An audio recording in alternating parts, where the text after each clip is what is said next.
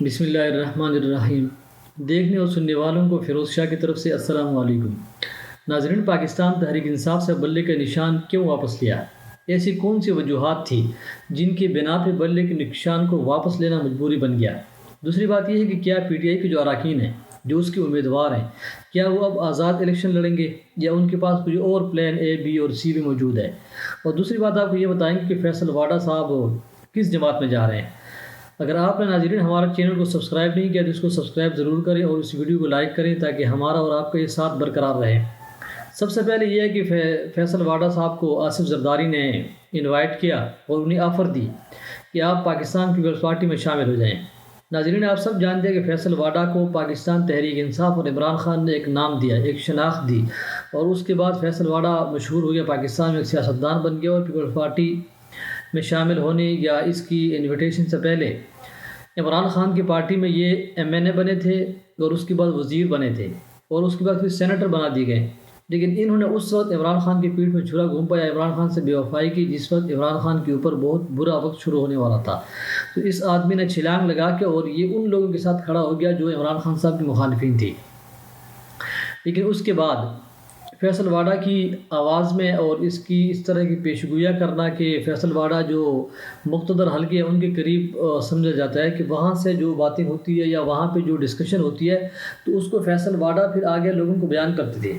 فیصل واڈا آگے پھر لوگوں کو ان چیزوں کو ٹاک شوز کے اندر بیٹھ کے انفارم کرتے تھے کہ یہ کچھ ہونے جا رہا ہے۔ اور آپ نے دیکھا ہوگا کہ بہت ساری خبریں، بہت ساری جو باتیں وہ فیصل واڈا کی ٹھیک نکلتی تھی، کیونکہ ان کے جو رابطے تھے وہ پاور سرکل کے ساتھ تھے۔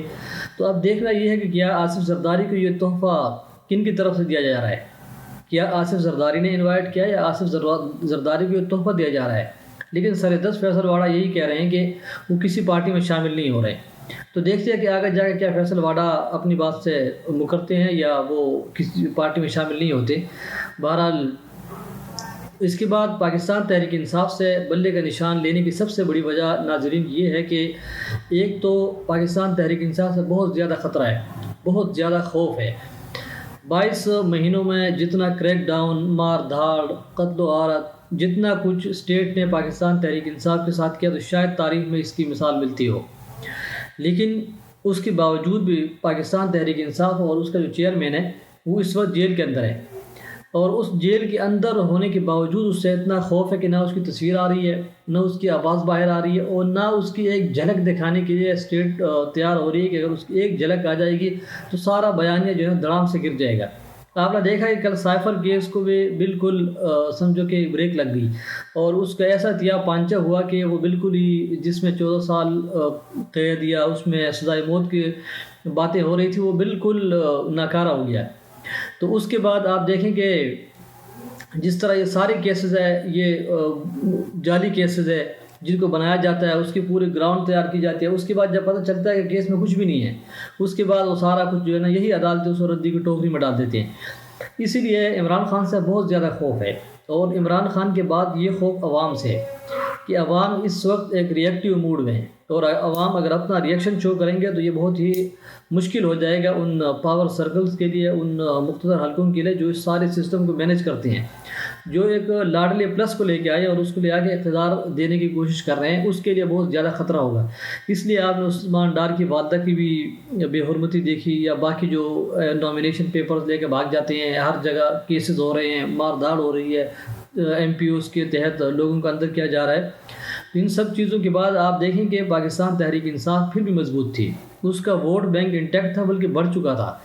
تو یہ چیزیں سارے ان چیزوں سے بچنے کے لیے ایک تو صحیح کمپین نہ چلائی جا سکے کہ اگر ایک نشان ہوگا تو ایک پراپر کمپین چلے گی، ایک پراپر جماعت ہوگی، امیدوار کھڑے ہوں گے، ہر چیز ایک پراپر ہوگی، تو اس حوالے سے اس کا جو امپیکٹ ہے وہ بہت زیادہ اچھا ہوگا ووٹر کے اوپر۔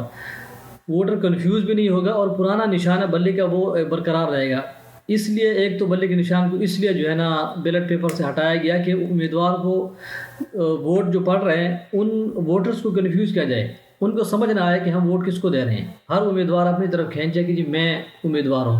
دوسری بات سب سے بڑی یہ ہے کہ 20 سے 25 سیٹوں کو کم کیا جا رہا ہے پاکستان تحریک انصاف کی۔ اگر یہ بلے کا نشان نہیں ہوگا اور پارٹی ایک نشان پہ الیکشن نہیں لڑے گی اور امیدوار آزاد الیکشن لڑیں گے تو اس کے بعد جو مخصوص نشستیں ہیں، 20 سے 25 نشستیں بنتی ہے. اگر پاکستان تحریک انصاف اچھی اکثریت لے لیتی ہے تو وہ 20-25 نشستیں کم کرنے کے لیے سارا ڈرامہ رچایا گیا. اگر یہ 20-25 نشستیں کم ہوں گی تو اس کے بعد حکومت سازی میں 20-25 نشستوں کا بڑا کردار ہوتا ہے، کیونکہ جس وقت گیم پھنس جاتی ہے اس وقت 10 بندے اور 5 بندے بہت زیادہ اہمیت کے حامل ہوتے ہیں.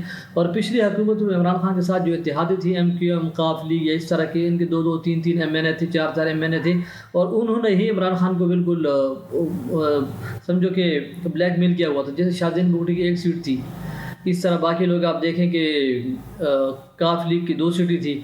تو اس طرح یہ 20-25 سیٹیں جب اینڈ جو ہے نا ایٹ دا اینڈ حکومت بنانی ہو تو یہ 2 سیٹیں بہت زیادہ اہمیت اختیار کر لیتی ہے. یہ 25 سیٹیں تو ان 25 سیٹوں کو کم کرنے کا ایک پلان بنایا جا رہا ہے، لیکن دیکھتے ہیں کہ ان کا پلان کامیاب ہوتا ہے یا جو پلان بنانے والا ہے اس کا پلان کامیاب ہوتا ہے. پاکستان تحریک انصاف بہرحال ہائی کورٹ جائے گی، اسلام آباد ہائی کورٹ یا پشاور ہائی کورٹ، اور وہاں سے امید ہے کہ انہیں ریلیف مل جائے گا، اور انہیں ریلیف نہیں ملتا تو انہیں سپریم کورٹ جانا پڑے گا.